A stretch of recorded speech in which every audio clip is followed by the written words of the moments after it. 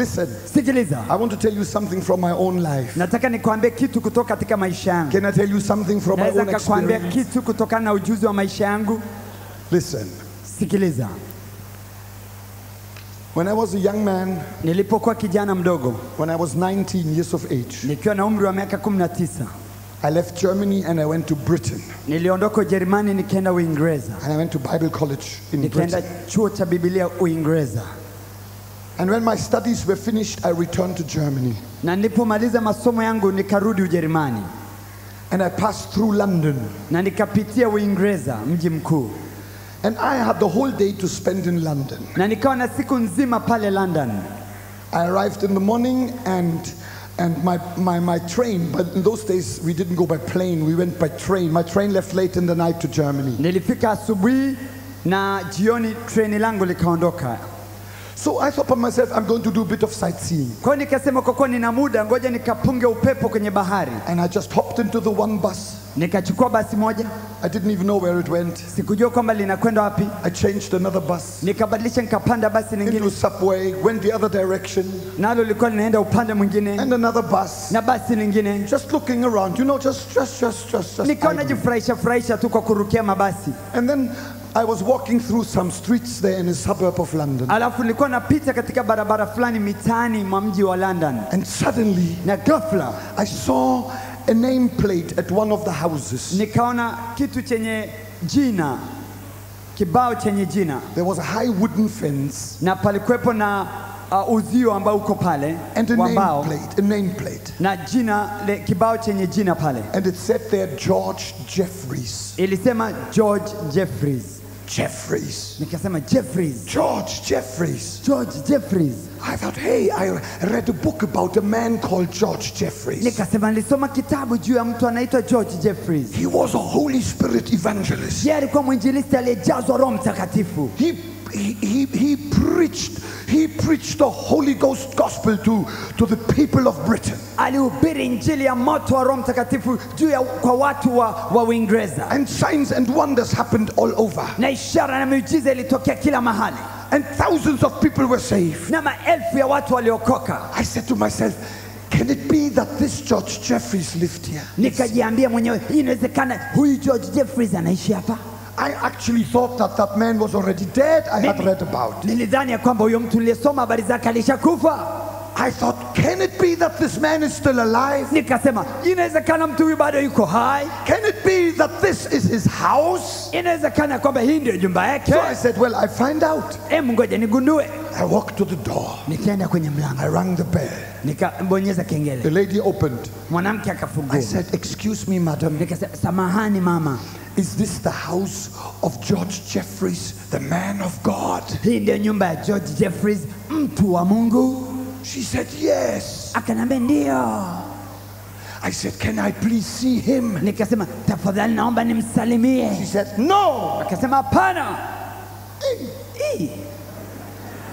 And when she said a firm no, Na aliposema hapana kwa nguvu, I heard a deep voice from the inside. nikasikia sauti nene kutoka kule ndani. Let him come in. Mruhusu aingie. That was the voice of George Jeffreys. Hii ilikuwa sauti ya George Jeffreys mwenyewe. I came in. Nikaingia ndani. He said to me, who are you? Akanambia, wewe nani? I said, I've just come from Bible college. Nikasema nimetoka chuo cha Biblia tu. I'm 21 years of age. Na umri wa miaka 21. I've read your book. Nimesoma kitabu chako. I was so blessed. Nilibarikiwa sana. And we were talking Na tulipokuwa tukiongea about the work of God. kuhusu kazi ya Mungu, That old man was so gracious. yule mzee alijaa furaha. And suddenly while we were talking, Na ghafla tulipokuwa tukiongea, that great man of God yule mtu mkuu wa Mungu fell to the ground. akaanguka chini, On his knees. akapiga magoti, He pulled me down with him. akanivuta chini pamoja naye, And he laid his hands on my head. akaniwekea mkono kichwani, And he started to bless me. na akaanza kunibariki, Bless me. na kunibariki, And bless me. na kunibariki. Hallelujah. Haleluya!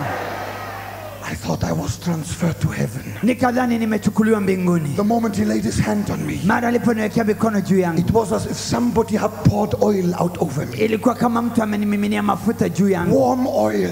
Mafuta yenye joto. All over my body. Kwenye mwili wangu wote. I felt the power of the Holy Spirit. Nikasikia nguvu za Roho Mtakatifu. Half an hour later, nusu saa baadaye, I left that house. Nikaondoka katika nyumba ile. I was almost dazed. Yani nilikuwa naona kizunguzungu. I didn't know whether I was on earth or in heaven. Sikujua kama niko duniani au mbinguni. And I took the bus and I went to the train station. Nikapanda basi nikaenda kwenye kituo cha treni. And I traveled to North Germany. Nikasafiri kwenda Ujerumani kaskazini. Where my father was a pastor. Kule baba yangu alikuwa mchungaji. When I arrived at home after a little while, nilipofika nyumbani baada ya muda kadhaa, my father said to me, baba yangu akaniambia, Reinhard, I just had a telephone call. Reinhard, nimepata simu. I just heard from Great Britain that the great man George Jeffrey has died. Nimesikia kule Uingereza ya kwamba yule mtu wa Mungu mkuu George Jeffreys amefariki. I said, Dad, that can't be true. Nikasema haiwezekani. I saw him 3 days ago. Nilimwona siku 3 zilizopita. He prayed for me. Aliniombea. And then all of a sudden I saw it. Na ghafla nikaelewa. Somehow God had connected me up with the previous generation. Kwa namna moja Mungu ameniunganisha na kizazi kilichopita.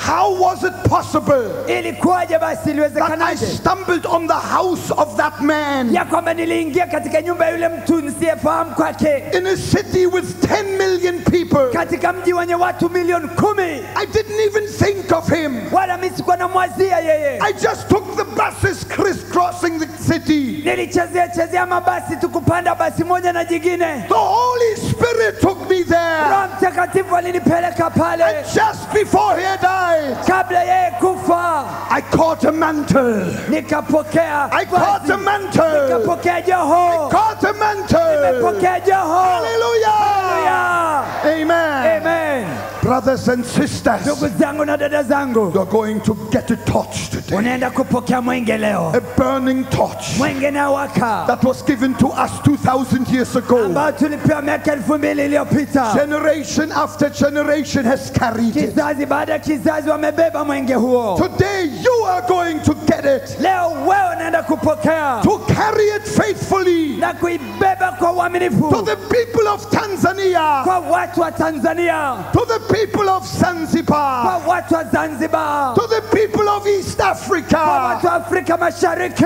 And the whole wide world. Na ulimwengu wote. Hallelujah. Hallelujah. Hallelujah. Hallelujah. Hallelujah. Hallelujah. Amen. Amen. We are going to lay hands on you today. Tunaenda kuwawekea mikono leo. Say amen. Sema amen. Something is going to happen in the invisible world. Kuna kitu kinaenda kutokea katika ulimwengu wa roho. But I don't want you to misunderstand anything. Lakini sitaki ukose kuelewa. Because of that, I want to say one more thing. Kwa sababu ya jambo hilo nataka niseme neno moja tu. Are you listening? Unanisikiliza? Are you listening? Je, unanisikiliza? When Bonke lays his hand on you, Bonke atakapokuwekea mikono juu yako, you are receiving an impartation. Unapokea kitu. But that impartation is not from Bonke. Kile kitu utakachokipokea ule uweza hautoki kwa Bonke. Because God doesn't want you to be a Bonke. Maana Mungu hataki wewe uwe Bonke mwingine. God has enough with one Bonke. Bonke anatosheka na Mungu anatosheka na Bonke mmoja. God wants to take you. Mungu anataka kuchukue wewe and turn you into a flame na kukugeuza kuwa wewe mwali wa moto. Amen. Amen. What I want to say is this. Nachotaka kusema ni hiki. We are not copies from copies. Sisi hatui ni kitu cha kuigiza kutoka kwa kuigiza. We are originals from the original Jesus Christ. Sisi ni halisi kutoka kwa Yesu Kristo. Hallelujah. Hallelujah. Jesus makes no copies. Yesu hatengenezi vitu vya kuigiza. You see, he is the Son of God. Yeye ni mwana wa Mungu. The co-creator with the Father. Muumbaji pamoja na Baba. Amen. Amen. Amen. Amen. My God has no photocopying machine. Mungu wangu hana mashine ya kufanya fotokopi ya watu. He only makes originals. Yeye anatengeneza wale watu original wa Only kwanza. originals. Wale ambao ni halisi. I say again, Nasema tena, we are not copies from another copy. sisi sio kopi kutoka kopi nyingine. We are originals from Jesus. Sisi ndio halisi kutoka kwa Yesu. Hallelujah. Hallelujah. And the fire of the Holy Spirit Na moto wa Roho Mtakatifu turns you into a hot original. unakugeuza wewe kuwa mwali wa moto ambao ndio halisi. Hallelujah. Hallelujah. Hallelujah. Hallelujah. Amen. Amen. Do you understand what I've been trying to say? Umeelewa kile ambacho nimejaribu kukuambia? We are not just receiving the fire of the Holy Spirit Hatupokei tu moto wa Roho Mtakatifu for self-enjoyment. sisi wenyewe tukafurahi. With the fire we receive the command. Pamoja na moto tunapokea agizo. We have to finish what the previous generation did not finish. Lazima tutimilize yale ambayo kizazi kilichopita As hakikukamilisha. long as there is one soul not saved in Tanzania, the work is not finished. Ili mradi kuna mtu ambaye hajaokoka bado hapa Tanzania, bado kazi haijamalizika. And there are many souls that are not saved. Therefore, we have a mighty lot of work to do. Na kuna watu wengi bado ambao hawajaokoka, kwa hiyo tuna kazi kubwa ya In the kufanya. name of Jesus, Katika jina la Yesu, you are going to receive a flame here. unaenda kupokea mwali wa moto You are hapa. going to receive it. Unaenda kupokea. You are going to receive a flame, Unaenda kupokea moto and you will grab it, na utaukamata. and you will run with it. Na utakimbia You nao. will run with it. Utakimbia nao. You will run with it. Utakimbia nao. And one day you pass it on, Na siku moja utakabidhi mwingine. and he will run with it. Naye atapiga mbio. And he will run, Naye atapiga mbio. or she will Au run. ya mwanamke huyo atapiga mbio We nayo. will run until Jesus comes. Tutakimbia mpaka Yesu atakaporudi. We must finish the race. Tumalize yale We mashindano. must keep. Lazima umalize Faith. mashindano. Hallelujah. Hallelujah.